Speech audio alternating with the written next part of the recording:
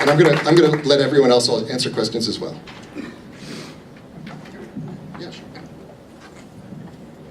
Tell us about your competition. Yeah, so oh, they're changing the computer. We have two main competitors right now, and they both make apps that you can load your own tours on there. The difference between our app and their apps is that they build individual apps for each person that wants to build an app or build a tour. So ours is integrated, so if you use our app in Madison, you can also use the same app in Minnesota and Janesville, elsewhere. Those other competitors will build an app for Madison, and then if they're hired by Janesville, they would build a different app for Janesville. So each customer would have to download each app wherever they went. The other thing is that their pricing is a lot higher. They have a huge upfront cost. I think it was somewhere between $750 to several $1,000 upfront, and then their monthly fee was somewhere between $500 and $1,000 a month. So it was much more expensive. And they're building islands. We want to have it open, and they're building islands. So I'm a little confused. I mean, I understand the idea of having a sort of one brand and one sort of universal experience where I go to each destination. But you mentioned sort of in your pricing model, like unlimited apps. Is this one native app that you build, and then there's a core feature set, and you just all of your different customers can plug content into those features, or could you drill into that a little bit more, I guess? Yeah, actually, just to correct what we said during the presentation, it's one app, but you could put many pieces of information up, so many different kinds of videos, links, but it's all one app, so it's all integrated. It's just that we would give you unlimited access to put up whatever materials you would like, versus just having a few pins and limited materials for each pin.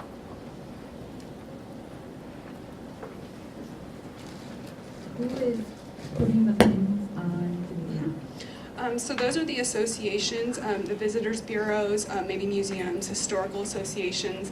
That is one big differentiator between maybe the competition now. We're not quite sure where they get their information, who's hiring them to make these apps. We want to go to the kind of the cultural institutions that already have this information, and they're a trusted source of tourist information to put up those pins. So that's who our customers would be, and that's why our content would be better, because it wouldn't just be any person on the street putting the content up. It's organizations that actually do this.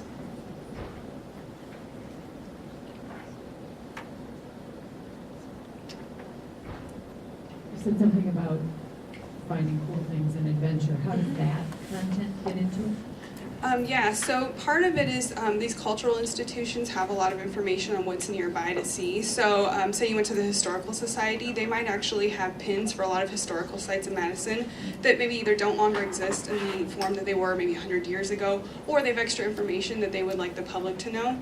So that's one source of information. I think the sponsorships could also give information. So when we went to the airport yesterday and talked to travelers to Madison, some of them said that if they were to use this app, what they would like to know is what's nearby to see if there's something cool. Say they went to the state capitol and they had planned to see that. What else is near the state capitol that they could see, or where could they go to dinner afterwards, or something like that. So I think those sponsorships, in accord with the cultural institutions, could provide a lot of information that tourists often don't have now when they do come to Madison or wherever they're going to travel to. And if you leave the city, you go to another city, and there's Mount Horeb, and then you can see what's happening in Mount Horeb without having to re-download another app for the city of Mount Horeb. So there's a convenience factor. And we could also allow notifications, geo-based notifications. So say you have an interest in a particular historical figure or some topic, filter out those locations by your interest, and then put up a app or put up a notification on your phone if you walk within, say, 500 feet of that location. So you kind of touched on that a little bit. My question is, so when I'm traveling to a new city, I want to know what's the best restaurant nearby. Where do you have a mall nearby, an outlet mall or something like that, that people might be interested in? So how would you be able to get that information when you're working with these associations, where you don't start just letting businesses put up all the information and then you're a little too cluttered? Well, to tell you the truth, I think for the moment that's a little out of scope, because I think others are handling that very well. So if you're smart enough to have this app, you're probably smart enough to have Yelp or something else, and so you can find it easily. It is certainly possible that would be added later on, especially with sponsors. But for this moment, we're looking for something that's quite narrow.